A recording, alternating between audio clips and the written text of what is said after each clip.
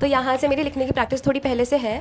और प्लस मैं लिखती तो ऐसे ही हूँ, जैसे सर ने बताया कि जो भी क्वेश्चन सर देते हैं मैं पहले उन थीम्स के अराउंड पहले मैं गूगल पे ढूंढती हूँ कि क्या क्या मतलब रिपोर्ट्स हैं कुछ ऐसे, या कुछ एग्जाम्पल है, कुछ फैक्ट्स हैं, या मैं कोई अगर कोड से स्टार्ट कर सकती हूँ या एंड कर सकती हूँ, तो मैं ये ढूंढने की कोशिश करती हूँ हर क्वेश्चन में। फिर वहाँ से मैं एक पूरे क्वेश्चन का एक स्ट्रक्चर बना लेती हूँ कि क्या क्या मैं उसे सब हेडिंग्स या हेडिंग्स में डिवाइड कर सकती हूँ। तो वहाँ से याद करना भी ईजी हो जाता है, लिख के रिकॉल करना भी से easy ये हो लोग करते हैं, हमेशा इनके पास फैक्ट होता है, हमेशा ये लोग मतलब प्रॉपरली उसको स्ट्रक्चर करते हैं और क्वेश्चन की डिमांड को एड्रेस करते हैं। तो कई बार होता है आप लोग क्वेश्चन की डिमांड को नहीं एड्रेस करते हो, जैसे उसके साथ होता है अंकित के साथ, कभी कभी पूछता कुछ और है लिखना कुछ और है, ऐसा नहीं करना है। बताओ अगर आप देखोगे तो, और वो धीरे धीरे इंप्रूव होगा। अब जैसे माइनिंग वाला जो क्वेश्चन था, इसने हर उसमें एग्जाम्पल लिखा है, मोस्टली इसने माइनिंग वाले क्वेश्चन में एग्जाम्पल लिखा है, वो लैक है, कई लोगों के कॉपी में लैक है कि माइनिंग वाले क्वेश्चन में एग्जाम्पल नहीं है, या रेमेडियल मेजर लिख रहे हैं तो जनरल बातें लिख दे रहे हैं, कि टेक्नोलॉजी लिख रहे हैं तो टेक्नोलॉजी में कुछ वैसा नहीं है, जैसे जीरो लिक्विड डिस्चार्ज की बात की गई या कोई स्पेसिफिक टेक्नोलॉजी की बात, वो आप लोगों की कॉपी में, कई लोगों की कॉपियों में नहीं है। इसकी कॉपी में वो दिखेगा कि कैसे जीआईएस, ड्रोन, सेटेलाइट, इस सब चीज़ों को यूज़ करके हम उस चीज़ों को कम कर सकते हैं। तो ऐसा तो I was not performing well because I was not studying to be ठीक है। honest. तो ये तो इसकी कॉपी लास्ट वाला काफ़ी अच्छा लिखा है मतलब, और इसके आप राइटिंग देखोगे तो बहुत अच्छा नहीं है, मतलब आप राइटिंग देखोगे तो अच्छा नहीं है, लेकिन ऐसा नहीं है कि बड़ा, मतलब आप समझ रहे हो ना, कंटेंट भी डोमिनेट कर जाता है। अगर आपका कंटेंट अच्छा होगा तो डोमिनेट कर जाएगा और वो दिख जाएगा। अब ये 5 क्वेश्चन जो सर देते हैं उसका नोट्स बना लेता हूँ, जैसे ड्यू में बनाता था एग्जाम के पहले 5 दिन 5 क्वेश्चन का वैसे बना लेता हूँ और यहाँ पे रेप्लिकेट करता हूँ। तो एक बार लास्ट वाला डिस्कस कर लेते हैं, तब तक आप लोग रुक जाओ, ठीक है। लास्ट वाला जो आपने तो नहीं लिखा था ना लास्ट वाला, तो एक बार लास्ट वाला डिस्कस कर लेते हैं। उससे पहले अगले बार से, मतलब जब भी, इस बार से मतलब नेक्स्ट टाइम से जब भी कोई भी ऊपर ऑफलाइन में एटलीस्ट ऊपर रहेगा टॉप 3 में, तो उनको kind of we will facilitate, मतलब मैं करूँगा अपने साइड से, उसमें कोई कंट्रीब्यूशन की ज़रूरत नहीं है। तो 3 लोगों का इस बार अच्छा था, आप लोगों ने देखा होगा नाम, मतलब कि किसका किसका अच्छा था। तो एक आया नहीं है, तो जो आएगा नहीं उससे मतलब भी नहीं है ठीक है। तो पहला नाम शायद उसका है, सबसे ज़्यादा किसका आया है इस बार, तो मैं दिखा भी दूंगा कि इन लोगों ने क्या ऐसा लिखा है। जैसे कल सुमित आप पूछ रहे थे, ऐसा क्या लिख दिया जो इनका नंबर ठीक है या किसी और का नंबर नहीं सही है। तो जो ऑनलाइन है वो तो ऑनलाइन है, जो ऑफलाइन है एक प्रियांशु है, प्रियांशु के बाद कोमल का नंबर है और खुशी का नंबर है, ठीक है। ये 3 लोगों का नंबर ऊपर अगर आप देखोगे तो ये लोग ऑफलाइन में लिखे हुए, मतलब ऑफलाइन में तो ऑब्वियस है आप लोग रिकॉल करके लिखते हो, ऑनलाइन में तो जनरली होता है, कभी कभी देख लेते होंगे शायद, तो रिकॉल करके लिखते हो ना आप लोग। तो पहले मैं इनको बुलाता हूँ, मतलब कोमल या आप आ जाओ, खुशी। तो ऐसा ये क्या लिखती है आपको बता देगी, मतलब कि ऐसा ये क्या लिख रही है इसमें और कैसे लिख रहे हैं ये लोग, वो भी आपको पता रहे मतलब। और राइटिंग का फ़र्क पड़ता है, वो है, अगर आप देखोगे तो राइटिंग का फ़र्क पड़ता है, कुछ जगह राइटिंग का नहीं, कुछ जगह उसका भी फ़र्क है, मतलब कि अगर आप देखोगे कि कंटेंट का भी फ़र्क है कहीं कहीं। जैसे प्रियांशु की राइटिंग उतनी अच्छी नहीं है, लेकिन कंटेंट इस बार ठीक है। तो कंटेंट का और राइटिंग का, राइटिंग इसकी और अच्छी होगी तो शायद 2 नंबर और मिल जाएगा, 5 नंबर और मिल जाएगा, वो हमेशा होता है। अगर आप टीना डाबी की कॉपी देखोगे या किसी टॉपर की कॉपी देखोगे तो रहेगा, लेकिन अपने को ये नहीं करना है कि बहुत ज़्यादा राइटिंग पे ही अगर आप नहीं खराब है तो एटलीस्ट कंटेंट आप वैसा करो। जैसे सुमित आप बड़ा लिखते हो फॉन्ट, तो आप शायद उतनी चीज़ों को कवर अप ही नहीं कर पाते हो, मतलब आप चाहो भी तो भी नहीं कवर कर पाओगे, तो उसको थोड़ा सा छोटा करने की कोशिश कर सकते हैं, क्योंकि आपके पास भी स्पेस उतना ही है जितना इन लोगों के पास स्पेस है।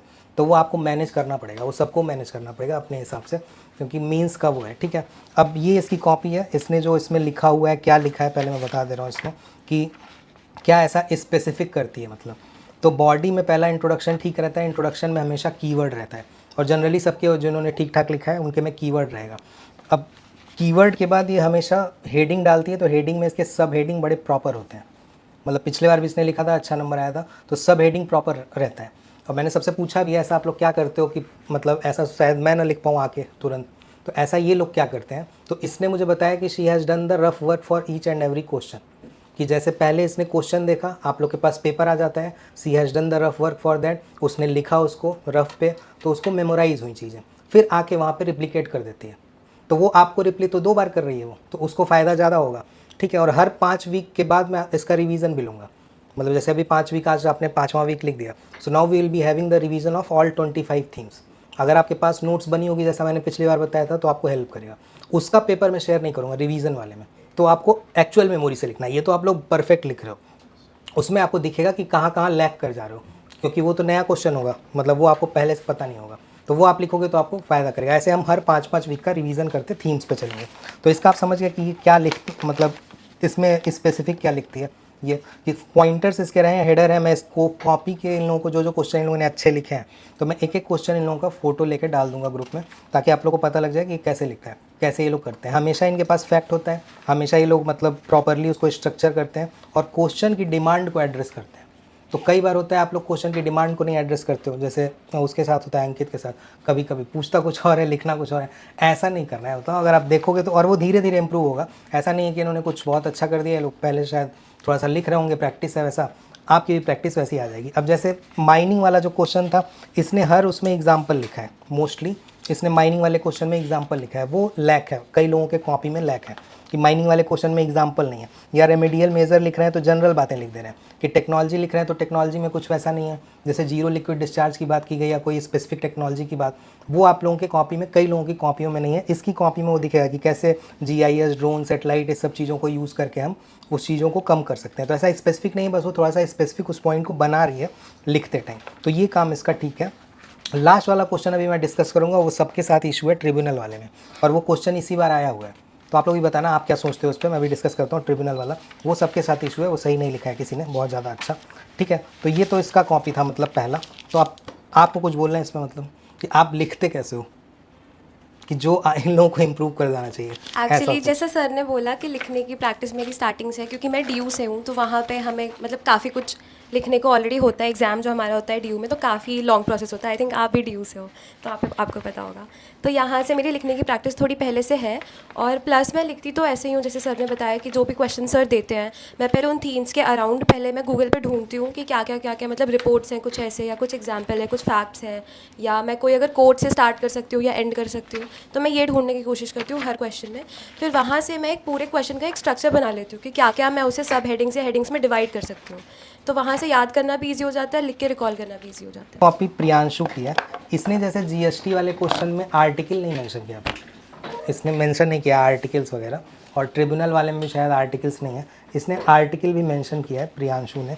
और मोस्टली हर चीज़ में जैसे बारोइंग लिमिट लिखनी है, कंपनसेशन लिखना है, तो उसमें इसके पास अगेन मतलब अच्छा फैक्ट है लिखने के लिए, ठीक है। कहीं कहीं डिमांड ऑब्वियस है, कहीं कहीं जैसे वे फॉरवर्ड की ज़रूरत है वो नहीं लिखा है, लेकिन फिर भी जैसे अगर मिनरल वाले में इसका इंट्रोडक्शन आप देखोगे तो इसने UNEP रिपोर्ट को यूज़ किया है, ठीक है। तो आप आ जाओ, UNEP रिपोर्ट को यूज़ किया। लास्ट में किसी की कॉपी मैंने देखी थी, मिनरल वाले क्वेश्चन में इन लोगों ने SDG को यूज़ किया है, SDG 12, SDG 15, इन दो को यूज़ किया है, और आर्टिकल 48 वगैरह से जोड़ा है, किसी ने तो किया है।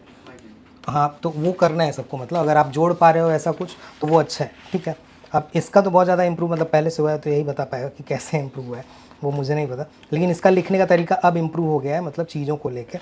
तो इसके में तो वही है कि मतलब इसने केसेस वगैरह, ट्रिब्यूनल वाला क्वेश्चन इसी ने ठीक लिखा है, मतलब अगर पूरे उसमें सारे केसेस इसको पता है, उसके अलावा वे अहेड क्या लिखना चाहिए वो इसको पता है, स्पेसिफिक बातें इसने उसमें उठाई हैं, जैसे कोर्ट वाली बात और इस तरह की बात इसने लिखी है। जैसे अभी मैं डिस्कस करूँगा तो आपको पॉइंटर्स दिखा दूंगा कि जहाँ जहाँ रिफॉर्म है, लेकिन ट्रिब्यूनल्स पे आप लोगों को रिफॉर्म तो याद करना चाहिए। अगर आप ट्रिब्यूनल एज अ थीम है तो आप रिफॉर्म तो याद करोगे ना, कि सेकेंड ARC क्या बोलता है, वो बोलता है कि भाई नेशनल ट्रिब्यूनल कमीशन बना देना चाहिए, या एक इसका है मतलब फाइनेंस कमीशन, वो बोलता है ट्रिब्यूनल ऑफ ट्रिब्यूनल्स बनाना चाहिए। तो ट्रिब्यूनल ऑफ ट्रिब्यूनल्स का मतलब कि हमेशा ऐसे L चंद्र कुमार केस में क्या हुआ कि L चंद्र कुमार केस में जो भी अपील थी वो कहाँ जाती थी, हाई कोर्ट में जाती थी L चंद्र कुमार केस में थ्रू जुडिशियल रिव्यू। अब जब 2021 वाला जो रिफॉर्म हुआ, जो इसमें इस बार 2025 में क्वेश्चन पूछा, इन लोगों ने डायरेक्टली लिख दिया कि now the cases will go to high court. अब ये केसेस हाई कोर्ट पे जाएंगे, मतलब आपको अब जुडिशियल रिव्यू तक की ज़रूरत नहीं है। तो इसका मतलब फिर से पेंडेंसी बढ़ने लगेगी हाई कोर्ट पे। तो ये तो इशू है ना उसका, रिफॉर्म करना है तो आप जो जिस लिए ट्रिब्यूनल बना था वही वो क्वेश्चन पूछ रहा था। तो हमें बताऊंगा उसमें अलग अलग चीज़ें, तो 2-3 आपको पकड़ने पड़ेंगे उसमें स्पेसिफिक रिफॉर्म जो हमें लिखने चाहिए उसमें, ठीक है। तो ये तो इसकी कॉपी लास्ट वाला काफ़ी अच्छा लिखा है मतलब, और इसके आप राइटिंग देखोगे तो बहुत अच्छा नहीं है, मतलब आप राइटिंग देखोगे तो अच्छा नहीं है, लेकिन ऐसा नहीं है कि बड़ा, मतलब आप समझ रहे हो ना, कंटेंट भी डोमिनेट कर जाता है। अगर आपका कंटेंट अच्छा होगा तो डोमिनेट कर जाएगा और वो दिख जाएगा आपको। अब ये कैसे करता है वो तो यही बताएगा कि कैसे उसको, मतलब जैसे वो करके आती है उसका, तो मैंने पूछा था, इसका मुझे नहीं पता है, तो एक बार आप बताओ कि कैसे इम्प्रूव हुआ मतलब चीज़ें ये आपके में, क्योंकि इसके नंबर नहीं आते थे, इसके नंबर सबसे कम है। जो हुआ है मेरा तो प्रैक्टिस जो है वो तो सेम ही है जो मैं शुरू से कर रहा हूँ, बस ये है कि अब प्रैक्टिस थोड़ा ज़्यादा हो गया शुरू से, तो वर्ड्स हमारे पास हैं, तो अब ज़्यादा नोट्स बनाने में सिर्फ फैक्ट मैं और जो रिपोर्ट होते हैं वही याद करता हूँ, तो उसमें काफ़ी हेल्पफुल होता है फैक्ट और रिपोर्ट इनको। बस यही है, बाकी जो नॉर्मल आने के पहले 5 क्वेश्चन जो सर देते हैं उसका नोट्स बना लेता हूँ, जैसे ड्यू में बनाता था एग्ज़ाम के पहले 5 दिन 5 क्वेश्चन का, वैसे बना लेता हूँ और यहाँ पे रेप्लिकेट कर देता हूँ बस। ठीक है, तो ये तो आपका था। अब लास्ट कोमल का है। इसका तो लास्ट में नंबर भी शायद कम आया था पिछले बार, स्वराज वगैरह जो भी था मतलब लिखा है इसने। तो होते हैं DU वाले लोग अच्छा लिखते हैं मतलब शायद।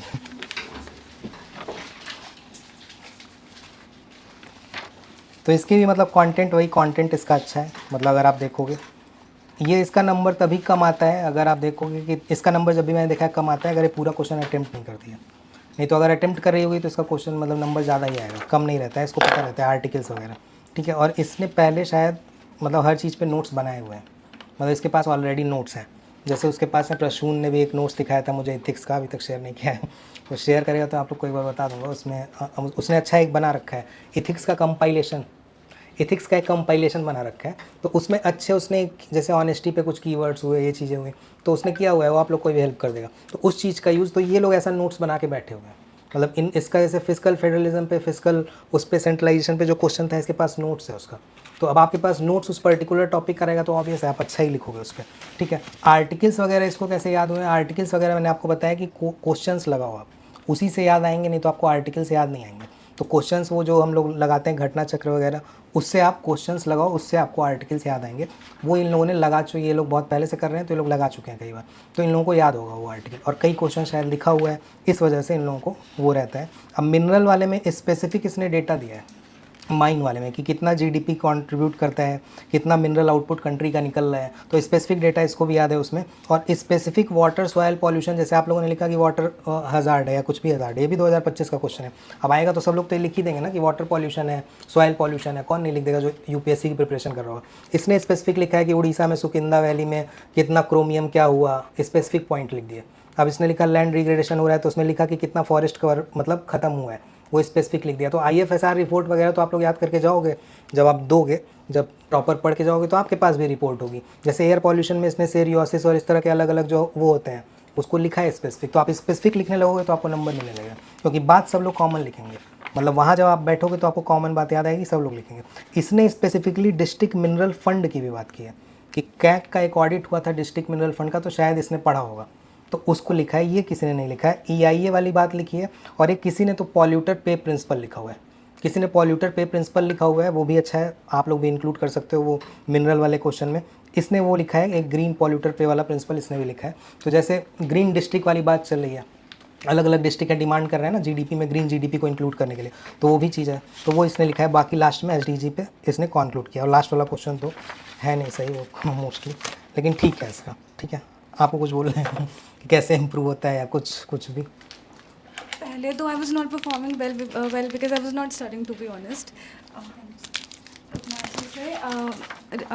पहले तो basically what I did was for the questions कि I read all the questions and I did research part Google से या फिर ChatGPT से। Let's say कि if I'm not finding कोई भी ऐसा specific website या कुछ भी, तो basically I used to write ChatGPT के use forum blog और Indian Express articles और the Hindu articles and then factify all the things. तो fact, data, articles, इससे I do not compromise.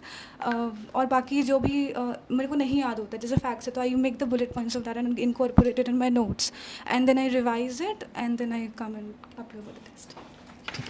ठीक है, तो RC वाला तो ऐसे चलेगा। CSAT वाला हम जो कर रहे हैं वो वीकली अगर आप ट्राई कर पाओ, जिसका छूट जा रहा है, जैसे इसका शायद 2027 का जो लोग आप लोग टारगेट कर रहे हो, तो ठीक है आप लोग उसको छोड़ते जाओ अगर आपको लग रहा है कि अभी छोड़ देना है, लेकिन फिर लास्ट में आप उसको ट्राई करना जब आप शुरू करोगे। ठीक है, लेकिन जिसको 26 में देना है मेरे हिसाब से अभी टाइम है, स्टार्ट कर दो। कि आप एक हफ्ते में एक टॉपिक पढ़ना कोई बड़ी बात नहीं है। जैसे अगले बार जब हम करेंगे तो SCF LCM करेंगे, SCF LCM और इस तरह का कुछ क्वेश्चन मैं बना दूंगा। तो इसका जो भी आपके पास रिसोर्स है, या तो मार्केट से एक ले आओ कॉपी किताब टाइप की, आपके पास एक हफ्ते का टाइम है। जो भी वीडियो वगैरह अगर है नहीं है, बहुत सारे टेलीग्राम पे मिल जाते हैं, एक बार देख के उसके बाद अपने नोट्स बना जाओ उस पर और फिर प्रैक्टिस कर जाओ कि रोज़ 1 घंटे CSAT पे आप प्रैक्टिस करो। जिनको 26 में देना है, जो 26 में जाएंगे उनके पास ऐसा नहीं होना चाहिए कि वो कैसे करना है। ठीक है, अब जैसे मान लो कोई क्वेश्चन आपने देखा, अब करना कैसे होता है आपको इस वाले में CSAT वाले में मान लो आपके पास तो पेपर कंबाइन आएगा ये कि आपके पास होगा RC लिखा होगा जब आप एग्ज़ाम में जाओगे और आपके पास ये लिखा होगा बीच बीच में कंबाइन रहेगा। तो आपको स्किम करना आना चाहिए। स्किम करना मतलब कि आपको पता हो कि अच्छा ये वाला क्वेश्चन मेरे बस का नहीं है या मेरे बस का है लेकिन ये टाइम लगा सकता है, तो आपको छोड़ना है वो तुरंत क्वेश्चन। ऐसा मैथ वाले में आपको आना चाहिए। तो अगर वो आपको पता लग गया तो फिर CSAT रुकेगा नहीं। और रीडिंग कॉम्प्रिहेंशन तो सही करना ही है। 27-28 क्वेश्चन आते हैं, उसमें वैसे अगर जिसकी एक्यूरेसी 22 तक है उसका कभी नहीं रुकेगा CSAT कि 22 वो मान लो आप, 20-22 मान लो आप रीजनिंग के। मैथ के क्वेश्चन कोई ऐसे नहीं होते कि कोई IIT का है तो वो लगाएगा या ऐसा कुछ। जो बेसिक क्वेश्चन है वो आप लगाओ, वही क्वेश्चन आएंगे, कुछ कुछ बेसिक होंगे, लेकिन वो आपको पकड़ने आना चाहिए कि आपको पता हो कि अच्छा ये वाला क्वेश्चन मैं प्रॉफिट लॉस में मैं पढ़ तो कर तो सकता हूँ लेकिन वो छोड़ दूंगा तो मेरा टाइम बच जाएगा, मैं इसमें यूज़ कर लूँगा। तो इस तरह से इसको लेना है, ठीक है। तो रीडिंग कॉम्प्रिहेंशन क्योंकि वहाँ टाइम मांगेगा, वहाँ पे अगर आप 50 मिनट में कर पाते हो सारे रीडिंग कॉम्प्रिहेंशन तो आपको हेल्प कर जाएगा। 50 मिनट को अगर आप टाइम लिमिट मानोगे तो 1.25 घंटा लगता है, मतलब 1 घंटे 10 मिनट लगेगा जब आप एक्चुअल एग्जाम में बैठोगे। तो उसको आपको लेके चलना है कि रीडिंग कॉम्प्रिहेंशन जो अभी आप यहाँ पे कर रहे हो 20 मिनट में ट्राई करो कि 10 क्वेश्चन आपके हों। जनरली 3 मिनट लगता है, मतलब हर उस पर 2.5 मिनट 3 मिनट, उतने में आप पढ़ पाओ और कर पाओ। वो आपको ट्राई करना है यहाँ पे। वो आप लोग अपने तरफ से ईमानदारी टाइप रख के सोचो कि कैसे हम उसको 20 मिनट में जितना आ रहा है, और जो उसके बाहर गया वो आपके बाहर का है, वो वहाँ भी बाहर जाएगा, ठीक है। तो इस तरह से आपको ये रीडिंग कॉम्प्रिहेंशन वाला करना है जो हम लोग ये कर रहे हैं, ठीक है। अब इसमें चलते हैं 4th वाले में। तो सब ने तो ये वाला तो पहला क्वेश्चन तो मैंने वो तो बता दिया था कि आप लोग को कैसे इस पर बनाना है। नोट्स बनाना पता है आप सबको, मतलब नोट्स बनाना आप लोग को आइडिया लग गया है। थोड़ा थोड़ा और रिफॉर्म खोज लिया करो, मतलब जैसे इस वाले में आर्टिकल कहाँ से मैंने लिया था, ये वाला गांधी हिंद स्वराज वाला एक 2 अक्टूबर को आर्टिकल आया था, ठीक है। तो उसमें कुछ कुछ चीज़ें और लिखी हैं, मतलब गांधी जी के आइडिया के बारे में, जो उनका हिंद स्वराज वाला जो वर्क है उसके कुछ कुछ चीज़ें और लिखी हैं। तो मैंने एक स्पेसिफिक डायमेंशन पकड़ के आपको पूछ दिया कि कैसे वेस्टर्नाइजेशन और कैसे ये स्वराज का क्या आइडिया है इनका, वो मैंने पूछा। लेकिन हो सकता है कुछ और भी आपको एक आइडिया मिल जाए, ठीक है। तो उन्होंने एक कॉन्सेप्ट दिया है उसमें कि सोल फोर्स का और बॉडी फोर्स का। तो ये सब आप यूज़ कर सकते हो ना, आप लिख सकते हो। जैसे सोल फोर्स आप पढ़ना क्या होता है, सोल फोर्स का एक आइडिया दिया है और एक बॉडी फोर्स का आइडिया दिया है। तो ये आप पढ़ोगे तो आपको पता लग जाएगा, ये उस आर्टिकल में लिखा हुआ है। तो आपको दो लाइन में पता होगा, तो you can use these things in ethics में आप यूज़ कर सकते हो या कहीं और यूज़ कर सकते हो, आप समझ रहे हो। तो इस तरह से थोड़ा सा रिसर्च और करते जाना है उस पर्टिकुलर चीज़ों पे, अपार्ट फ्रॉम द क्वेश्चन, ठीक है। अपार्ट फ्रॉम द क्वेश्चन आपको थोड़ा सा पता हो, and you also should know the critic of it, कि आपको क्रिटिक पता हो। इस वाले क्वेश्चन में जनरली क्या नहीं हुआ है, रिलेवेंस नहीं लिखा है, ठीक है। जैसे ये पूछ रहा था कि मतलब why does Gandhi argue against imitating western model of nationhood and how does this shape his vision of Swaraj. तो इनका स्वराज आपको पता है, स्वराज का मतलब, गांधी का विजन ऑफ स्वराज क्या है आप बताओ। सेल्फ और बस सेल्फ रूल है, लोकलाइजेशन, कॉटेज इंडस्ट्री प्रमोशन, ठीक है। हाँ, और उसके बाद डिवोल्यूशन ऑफ पावर। हाँ, तो स्वराज का मतलब इनके हिसाब से self rule plus self restraint. More ethical ज़्यादा है। हाँ, तो जो इथिकल वाली बात है, जो मॉरल और स्पिरिचुअल वाला जो आप लोगों ने डायमेंशन लिखा है, वो सेल्फ रिस्ट्रेंट में आएगा, ठीक है। तो एक तो सेल्फ रूल है, सेल्फ रूल आपने बताया कि जैसे इंडस्ट्री की बात जो उसने बताया, डिवोल्यूशन ऑफ पावर की बात, तो आप फिर आर्टिकल 40 वगैरह भी इसमें जोड़ो, ठीक है। एग्जाम्पल्स नहीं लिखा है। जैसे अगर आप बोल रहे हो कि भाई वेस्टर्न मॉडल फोकस किस पे करता है, सेंट्रलाइज नेशन स्टेट पे, इनका फोकस किस पे, डिवोल्यूशन ऑफ पावर पे। तो डिवोल्यूशन ऑफ पावर में आप PRI एज ए एग्जाम्पल लिख सकते हो, ठीक है। तो वो जो PRI एज ए एग्जाम्पल है वो आपको फिर वेटेज दे देगा, ठीक है। इसी तरह जैसे आपने बताया कि इंडस्ट्री वाली बात, तो खादी को एज ए इंडस्ट्री आप लिख सकते हो कि कैसे खादी को वो करते हैं। तो अभी भी देखो मिनिस्ट्री बनी हुई है उस पर, तो वो चीज़ आप लिख सकते थे इसमें। तो वो एग्जाम जब आप लिखो, मतलब दोनों चीज़, तो आप पता तो है ही आपको उधर इंडस्ट्रियल वेस्ट का क्या व्यू है और उधर का क्या व्यू है, ठीक है। तो वही सारी चीज़ें मैंने इसमें। और कंसाइंस की बात एक और है, कंसाइंस का मतलब पता है, 2 चीज़ और आप पढ़ना है इनका। एक कंसाइंस की बात पता है या नहीं, थोड़ा बहुत। साइंस मतलब अंदर की inner morality, inner voice, inner morality, इसको आपको इथिक्स में भी पढ़ना है। और जो 7 सिन वाली बात है वो आपने पढ़ा होगा इथिक्स में, उसको भी एक बार रिवाइज करना है इससे, ठीक है। यही इसमें ऐड ऑन है, बाकी लिखा सबने ठीक है, कोई इसमें तो डाउट नहीं है पहले वाले में कोई स्पेसिफिक चीज़। जैसे मैंने इसमें लिख दिया, ये PDF में आपको दे भी दूंगा। तो अब जैसा मैंने ये बताया कि स्वराज ही है, ठीक है, तो एक लाइन में आपको भी कुछ स्वराज कैसा पता चल जाए कि क्या है, ठीक है। मैंने गांधीयन का सारा वो एग्जाम्पल लिखा हुआ है कि मॉरल स्पिरिचुअल जो इनर सेल्फ वाली बात है वो कहाँ से पता लगती है, वो ट्रूथ और नॉन वायलेंस जो प्रिंसिपल फिलॉसफी है उससे पता लगती है, ठीक है। तो उसी से वो गाइडेड है। तो वो चीज़ वहाँ पे नहीं है, वहाँ पे क्या है, मटेरियल प्रोग्रेस की बात थी ठीक है, वहाँ पे कंपटीशन की बात है। यहाँ कंपटीशन जैसे ट्रस्टीशिप शायद आपने लिखा है, राइट, ट्रस्टीशिप का किसी ने लिखा है मतलब उसमें, तो वो भी आप वहाँ पे कंपटीशन की बात है। यहाँ पे ऐसा नहीं, यहाँ कोऑपरेशन की बात इन्होंने बोली। तो how we can be cooperative, तो सर्वोदय का प्रिंसिपल आपको याद हो, ठीक है, वेलफेयर ऑफ ऑल आर्टिकल 38 है ना, तो आप उसको याद कर लो कि आप आर्टिकल को भी यूज़ कर सकते हो। मतलब इसमें तो खैर ये GS1 का क्वेश्चन है तो हम वो यूज़ नहीं करेंगे, लेकिन एटलीस्ट वर्ड्स तो हम यूज़ कर सकते हैं, सर्वोदय वगैरह, ठीक है। तो आप उसको एग्जाम्पल पे लिखो। जब आपने दोनों मतलब मोस्टली सबने कंपेयर किया, वो एग्जाम्पल नहीं लिखा, ये वाली चीज़ नहीं लिखी है, तो ये लिखना है। और लास्ट में आप लिख दो कि how these ideas are still relevant for our country. जैसे सस्टेनेबल डेवलपमेंट, क्लाइमेट चेंज, जितने इस तरह के आइडियाज़ आ रहे हैं वो इसी से आ रहे हैं। If you will be more materialistic it will be against the exploit, means it will be exploiting the nation, मतलब जो भी नेशन के रिसोर्सेज है उसको, ठीक है।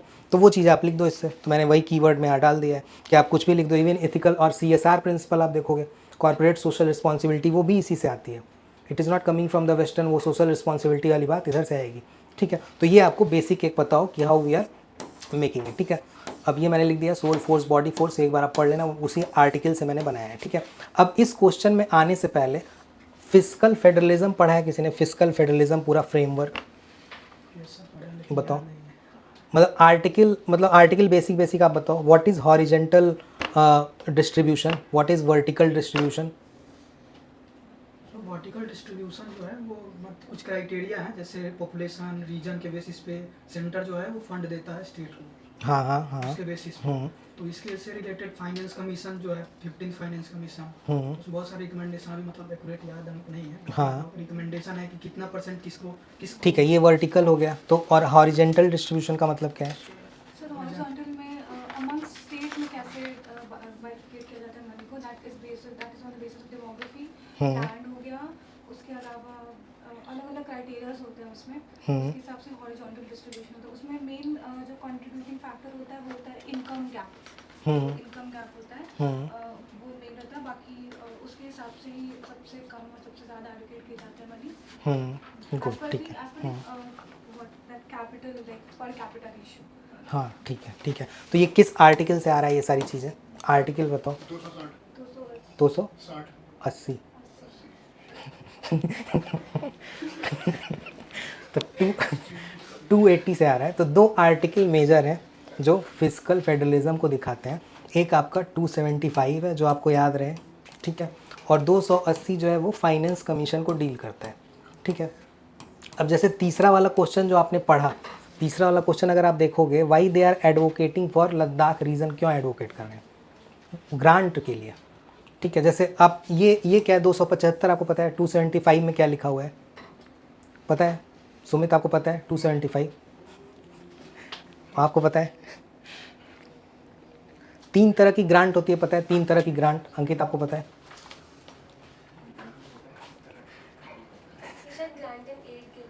हाँ, एक ग्रांट इन एड हुआ और सब्सिडरी ग्रांट नहीं, एक तो स्टैचुटरी ग्रांट होती है, ठीक है, एक और एक जैसे उसने बोला वो ग्रांट इन एड है, ठीक है। तो स्टैचुटरी ग्रांट का मतलब क्या है?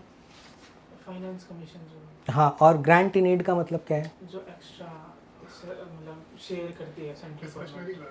हाँ, जो डिस्क्रिशन नहीं, तो ग्रांट इन एड और डिस्क्रिशनरी ग्रांट दोनों में अंतर है। स्पेशल पर्पसेस के लिए देते तो ग्रांट इन एड क्या है और डिस्क्रिशनरी क्या? 3 तरह की ग्रांट है। हाँ, और डिस्क्रिशनरी को वो सेंटर डिसाइड करेगा आपकी। हाँ, ठीक है। तो ये 3 तरह का ग्रांट आपको पता होना चाहिए। तो ये दो जो 275 है, इसमें स्टेट्स को मतलब इक्विटी के बेसिस पे they are giving the grant. तो it is a principle of equity which is followed by the article 275 और 280 जो आपने बताया वो है, ठीक है, कि हॉरिजेंटल और वर्टिकल डिस्ट्रीब्यूशन, यही पिलर्स थोड़े बेसिक हैं जो फिस्कल फेडरलिज्म के लिए इंपॉर्टेंट है। तो ये आर्टिकल्स आपके उस क्वेश्चन में दिखने चाहिए। जैसे एक क्वेश्चन बोल रहा है कि why are state increasingly raising concerns about fiscal centralisation, तो हर बार क्वेश्चन आएगा आपको फिस्कल फेडरलिज्म, फिस्कल सेंट्रलाइजेशन, तो आपको बेसिक आर्टिकल तो सारे पता हो कि क्या है, ठीक है। अब इसके अलावा एक आर्टिकल और है जहाँ पे इशू क्रिएट होता है, एक तो 275 से क्रिएट होता है, फिस्कल फेडरलिज्म में इशू 280 से भी क्रिएट होता है, फाइनेंस कमीशन पे अलग अलग वो करते हैं, और 293 आर्टिकल है जिसके बेसिस पे वो होता है। 293 क्या है? 293 पता है आपको? और किसी को आपको पता है? नहीं पता है अंकित? ऐसे कैसे, मतलब प्री कैसे निकलेगा फिर? क्लैरिटी तो रहना चाहिए ना, मतलब 293 क्या आपको पता है प्रसून? 293 आर्टिकल नहीं होता है 293। तो 293 मतलब 293 आर्टिकल में लिखा है कि हाउ स्टेट्स कैन, मतलब स्टेट कैसे पैसा उठा सकता है मार्केट से, और सेंटर के पास पावर है विच कैन लिमिट देम।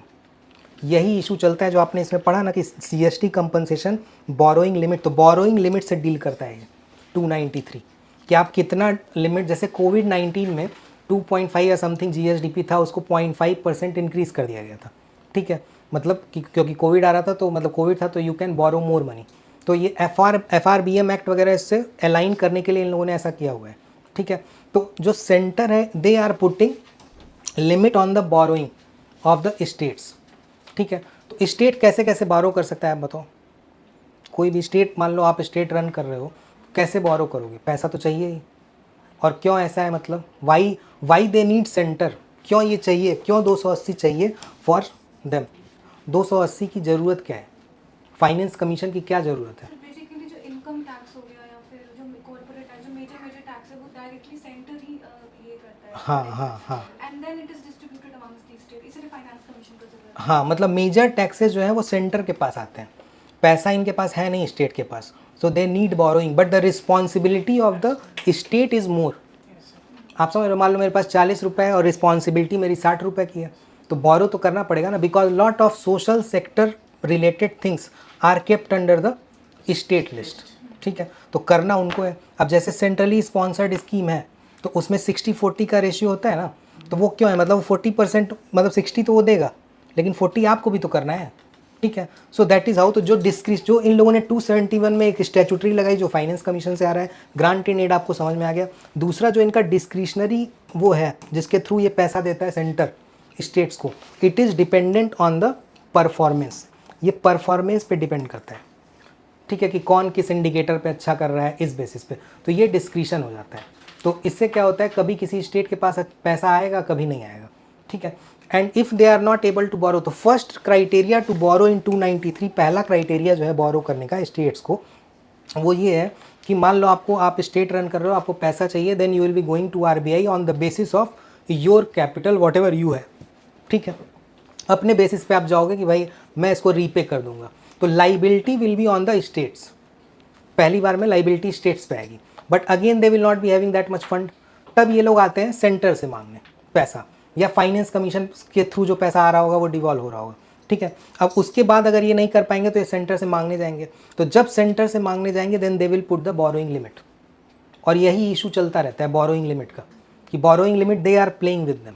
मतलब अगर मान लो बीजेपी की सरकार है, कहीं किसी और की सरकार है, तो हमेशा आप देखोगे तमिलनाडु केरल में इशू आ रहा है, ठीक है। Kerala is doing some social sector work, अगर वो करना चाहता है, if they are asking for money they are not giving, ठीक है, तो वहाँ इशू आ जा रहा है। तो अगर गवर्नमेंट अलग अलग रहेगी तो इशू आता है, that is the fiscal centralisation, कि सारा पावर इनके पास है, सेंटर के पास।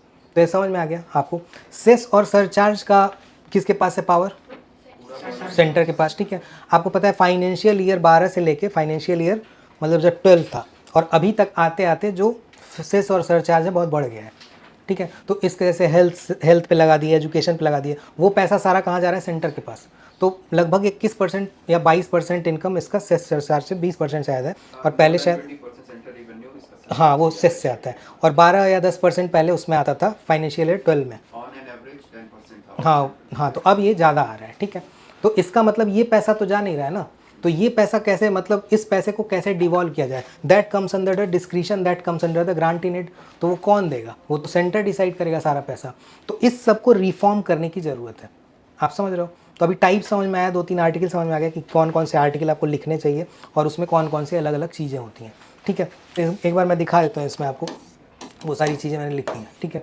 तो 270 में डिस्ट्रीब्यूशन ऑफ टैक्स लिखा है सेंटर और स्टेट में, it is the foundation of vertical devolution, जो इसने बताया कि कैसे सेंटर से स्टेट में पैसा जा रहा है, ठीक है। 293 मैंने आपको बताया, 275 आपको समझ में आ गया और 280 समझ में आ गया। 2 केसेस हैं जो आप हमेशा याद रख सकते हो कि federalism is a basic structure, on the borrowing limit they are not able to say, even judiciary बहुत ज़्यादा इन्वोक नहीं करती है चीज़ें, जो बोरोइंग लिमिट वाला है, ठीक है। अगर आप एक मद्रास वाला केस किसी ने लिखा है, उसमें बात यही थी, उन्होंने बस ऊपर ऊपर से बताया, ठीक है, मद्रास बार एसोसिएशन का एक केस था, उसमें ऊपर से उन्होंने बताया कि they have to follow the principle of federalism, बस इतना बोल के हटे। ठीक है, तो because they are not going to impose those things, वो जो टाइप्स हैं वो आपको पता रहे। तो अगर ये क्लैरिटी से आपको पता नहीं रहेगा तो आपको दिक्कत होगी लिखने में या समझने में। वो अंडरस्टैंडिंग जरूरी है तो आप अच्छे से लिख पाओगे। ठीक है, अब इस टाइप्स ऑफ ग्रांट कौन कौन सी है, स्टैचुटरी है, मैंडेटरी है, फाइनेंस कमीशन के हिसाब से है, स्पेशल ये वेलफेयर ऑफ, तो ये स्पेशल पर्पस जो है ये वेलफेयर ऑफ एसटीज़ के लिए भी है। ठीक है, शेड्यूल्ड ट्राइब्स के लिए, और welfare for administration of scheduled area, तो ये आप याद रखना। ठीक है, इसीलिए Ladakh is asking for that. ठीक है, जो आपने लिखा है 275, even the national commission of scheduled tribe has stated कि लद्दाख को उसमें होना चाहिए। ठीक है, उन लोगों ने भी बोला बिकॉज ट्राइबल का जो पॉपुलेशन है वो अराउंड मेरे ख्याल से 75% से ऊपर है, 97% है। ठीक है, तो और वो लोग मतलब दो अलग अलग हैं शायद वहाँ पे ना, दो अलग अलग रीजन्स हैं, but they both are towards the same कि ये यूटी बनाओ इसको। ठीक है, इट इज़ नॉट मतलब इसको वो बनाओ। ठीक है, स्टेटहुड की मांग कर रहे हैं, तो ये समझ में आया। तो दैट इज़ हाउ, अगर वो उसमें आ गए शेड्यूल्ड ट्राइब वाले एरिया में, लाइक असम जो 4 अभी स्टेट है, आपको पता होगा AMTM। ठीक है, तो सब याद रखना प्रीलिम्स के लिए। तो स्पेसिफिक पर्पस के लिए अगर वो आ गया तो उनको वेलफेयर मिलने लगेगा, मतलब वो ज़रूरी है पैसा आना उनके पास, तो वो आने लगेगा। Like Assam is getting, Meghalaya is getting.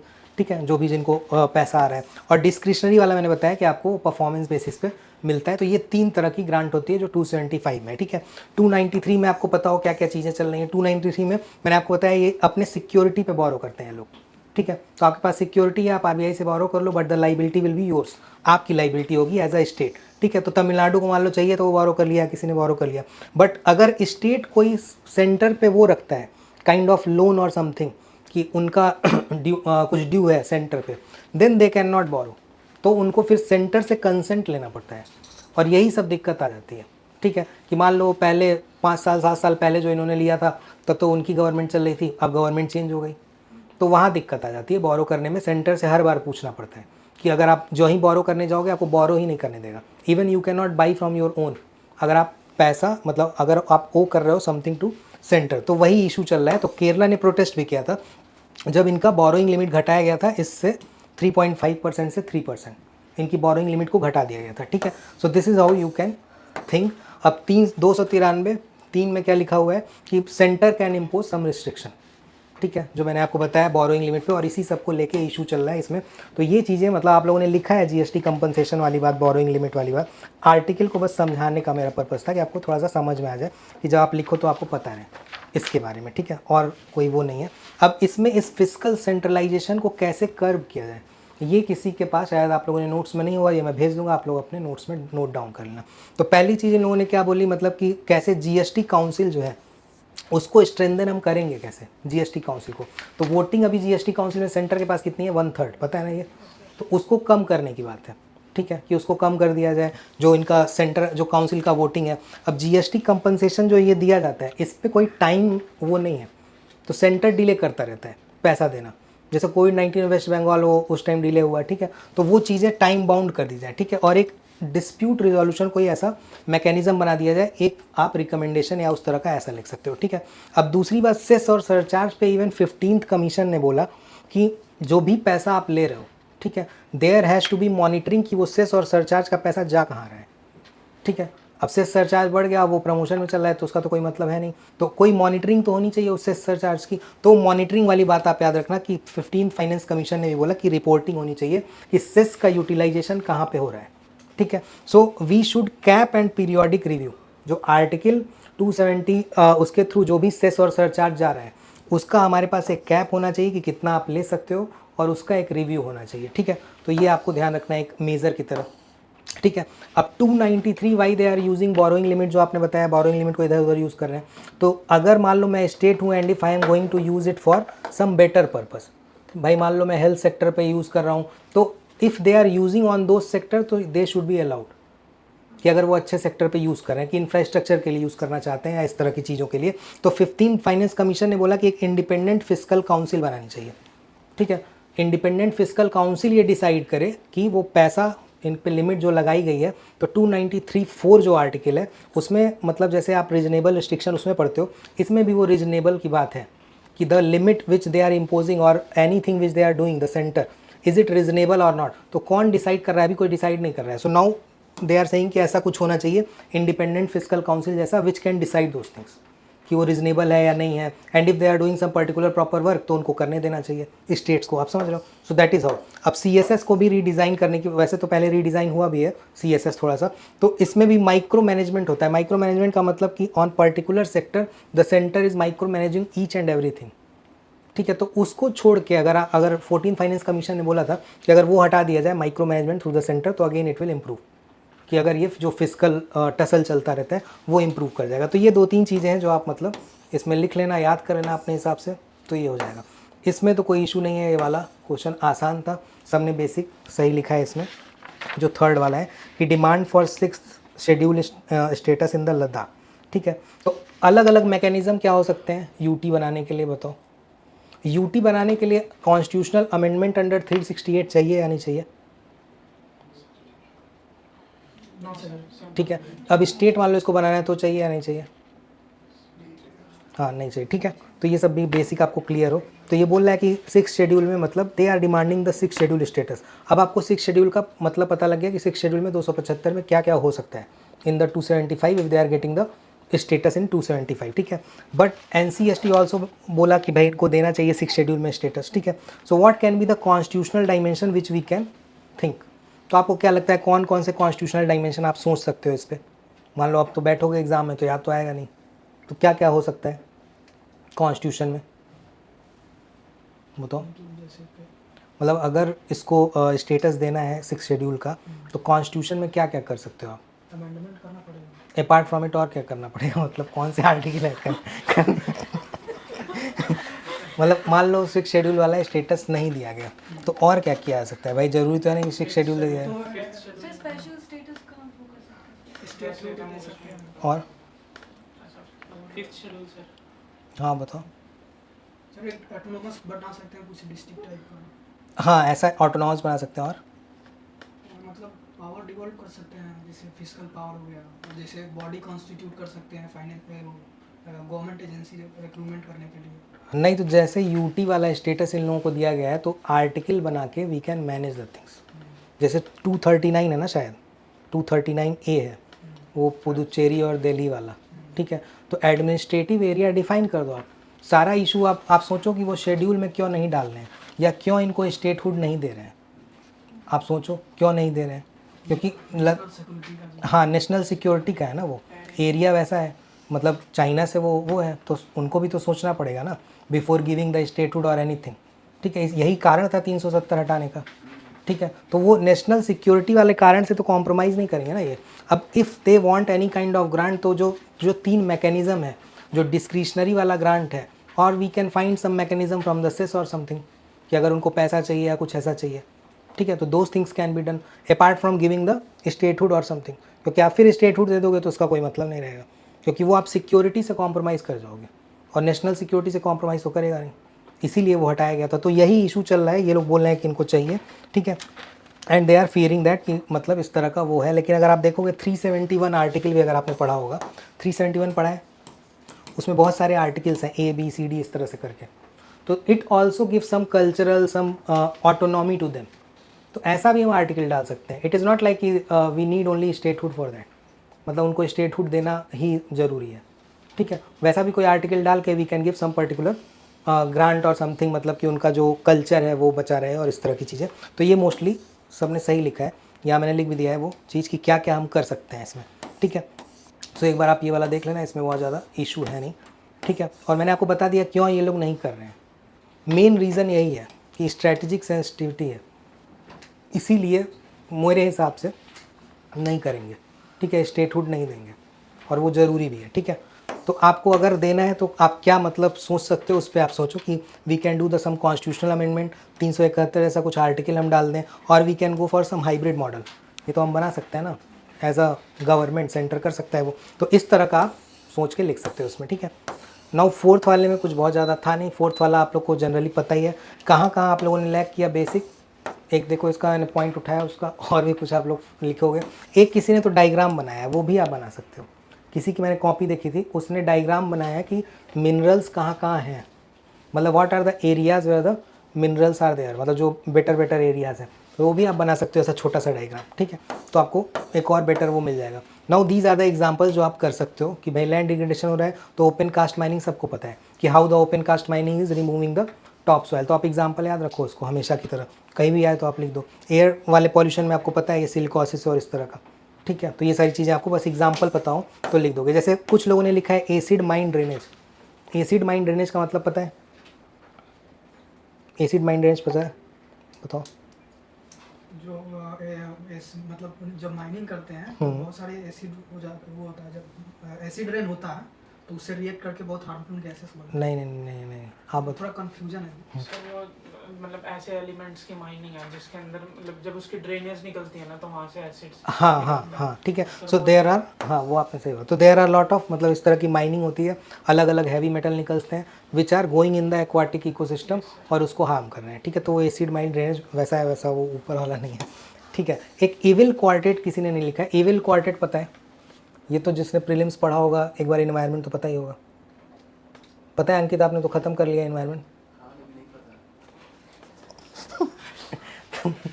तो ये सब कैसे भूल जाते हो? मतलब बायोडाइवर्सिटी लॉस में फ्रेगमेंटेशन पढ़ा है ये सब कभी नहीं?